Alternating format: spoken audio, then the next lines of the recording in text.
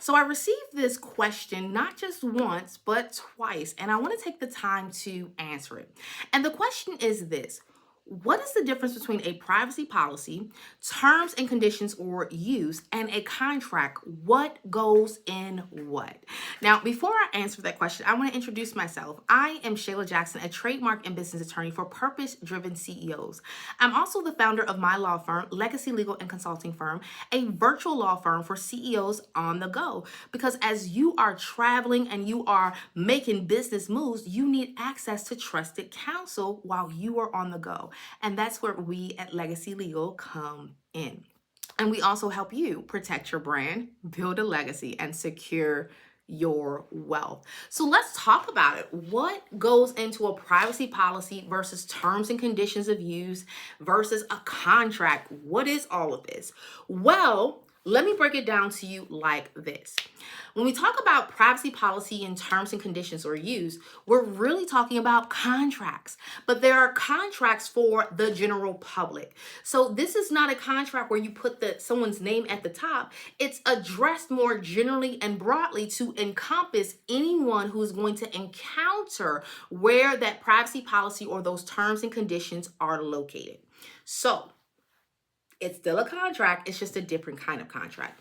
Whereas a contract, you identify the party. So this is a little bit more personal and it lays out the terms of the contractual relationship and both parties sign. Now, if you didn't see my video on the making of a contract, that is very important. But you may have remembered that ingredient number 3 is acceptance. That means that there has to be some affirmative action taken to accept the offer or the terms that are being presented. So if you have a privacy policy and a terms and conditions that is for the general, maybe you put them on your website, that's one place it can go. How do you get acceptance? You get acceptance by someone making an affirmative action, taking an affirmative action to click a button that they accept, meaning a contract has been formed. Without that, it's just you giving them the information unless you have language in there. But most courts say there has to be an affirmative action taken. All right, so what's the difference? What goes into them? So a privacy policy is typically where you will find anywhere you collect information. Why? Because it's dealing with the privacy of information. So there are data privacy and protection laws within the United States. There are multiple states that are coming up with their own data privacy laws, as well as globally. So you may have remembered a couple of years ago where GDPR came out and everyone was like, I gotta have a consent button on my landing page or on my, I have to collect emails. Yeah, that's just one part of it. But anytime you are collecting sensitive data or private information, PII, like names, email addresses, home addresses, even collecting credit card information, you are collecting information that can identify a person that must be protected. So your privacy policy is where you identify information about your data collection, your data storage, your data sharing, as well as data processing procedures and policies. But it's also where you give notice of what their rights are and who to contact to assert their rights. That is very important because failure to do so will make you not compliant with data privacy laws. So in your privacy policy, you need to list out all of the information you collect. All of it. Another area that you need to be mindful of is all of the information you share. So chances are you are using third-party services or software to collect information. If you are using a landing page or your email marketing account, then whoever is their email marketing account, especially if it's like Constant Contact or Infusionsoft, then guess what? You need to list that you share information with them because you're not directly collecting it. It's coming through them. The same as if you use a payment processor like Stripe or PayPal. You need to include them because they are also collecting the person's information. It's not just your business. So you're sharing that information with them. If you store information in Google Docs or Google Workspace, you need to list it. If you use Google Analytics, you need to list it. Any software or service, third party that you are sharing people's personal information with, you need to list it in your privacy policy, which means as this changes, you also need to update your privacy policy to include the new information or remove the old. Other information that goes into your privacy policy is whose information are you collecting. So if you are targeting children, anyone under the age of 18 or 16, I believe it's the EU or Brazil, you need to make sure that you are complying with child online privacy laws. It is a whole nother game when you are collecting information regarding children. Now, if you're not collecting information regarding children, you need to have language in there that says that, as well as what the rights of the parents are. Now, there are many privacy policy laws globally, as well as US and individual states that are coming up with their own. But you want to have the rights of individuals to their information that covers all of them succinctly placed into your privacy policy. You have the right to do X, Y, and Z.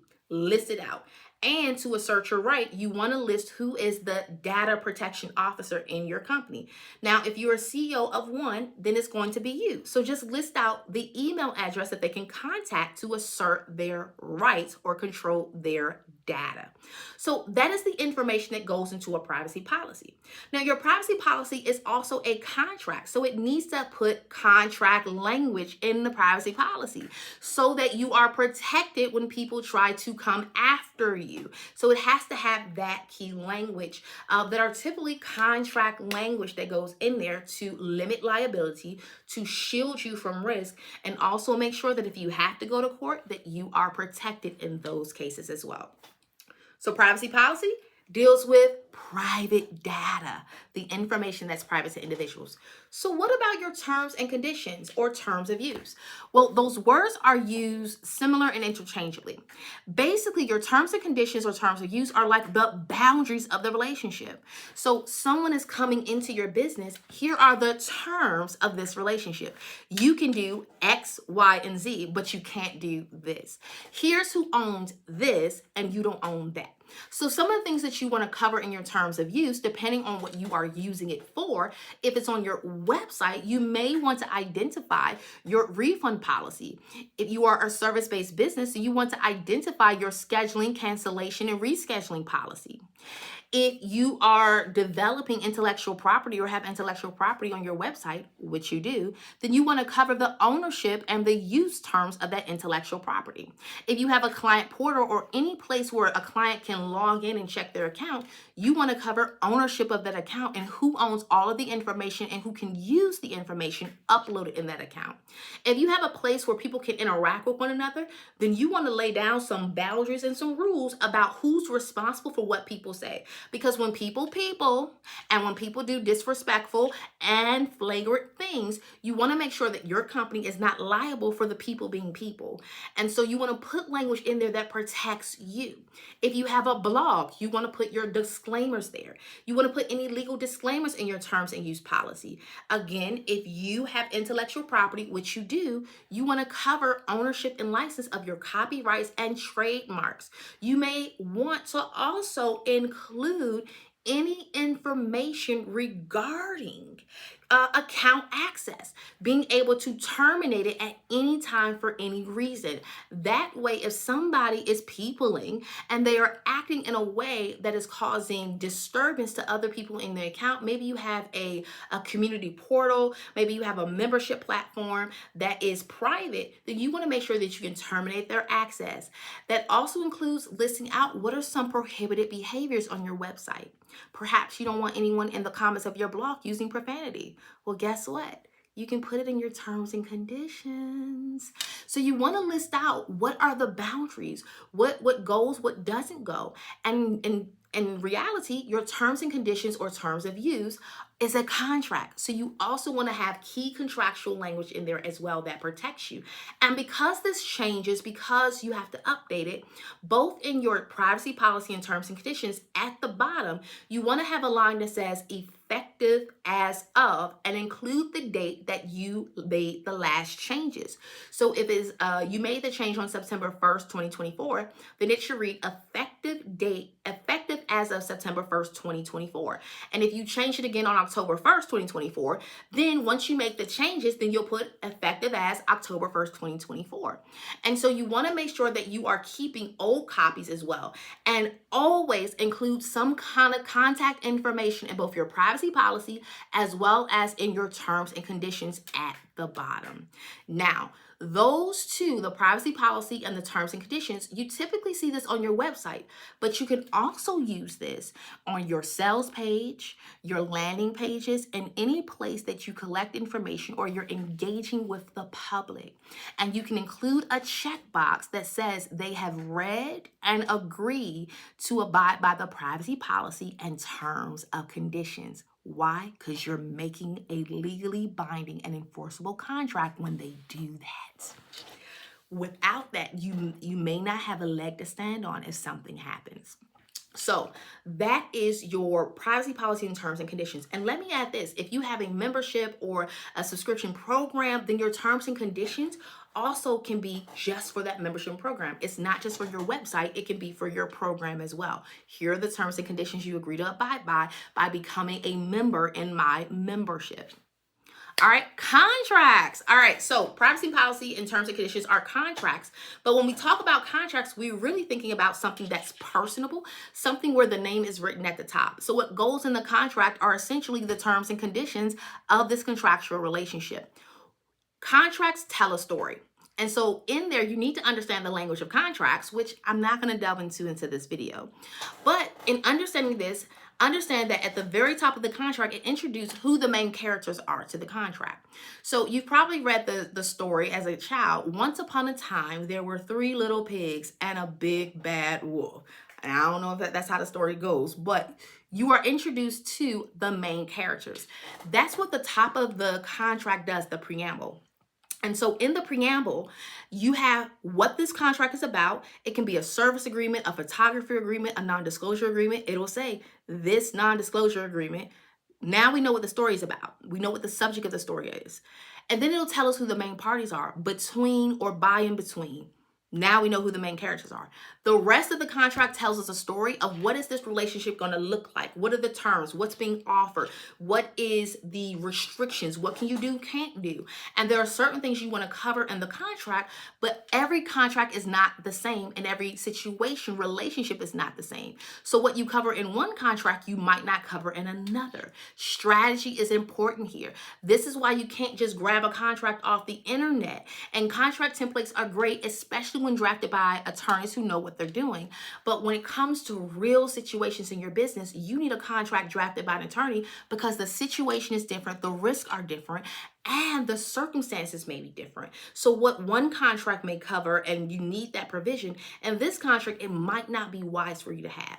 So your contract will cover all of the terms necessary, minimize or reduce risk, minimize, reduce, or minimize, because minimize and reduce the same, y'all, I know, but minimize or transfer risk. Sometimes you're transferring the risk from yourself to the other party, so you're not liable. For example, if you're a speaker and something happens at an event that you're speaking at, you want to transfer the risk or the liability. It's not on me. You're going to be solely responsible for it. So sometimes you're transferring risk. You also want to deal with intellectual property. Every situation is going to be different. Are you going to own the right, share the right, or give the right away? So there are things that need to be discussed in a contract that is more detailed, that is individual based, versus when you have a privacy policy or terms and conditions that's more public facing. So anybody, it can be with anyone, but you want to make sure that at both stages, there has to be the main ingredients of a contract in place. So go check out my making of a contract video and know what the ingredients are so that you can have a legally binding and enforceable contract that can stand up in court. So you don't have a piece of paper. So I hope this answers your question. That is the difference between a privacy policy, terms and conditions, and a contract, and what goes in both of them. Two are for anyone, general public, but a contract is more specific. We know who the parties are, which means the terms of this deal should be personal. It should be customized. All right. So again, thank you for watching this. Make sure you share it, save this. And I am Shayla Jackson, trademark and business attorney and founder of Legacy Legal and Consulting Firm. I am excited that you have joined us. Subscribe to this channel and share this with someone else.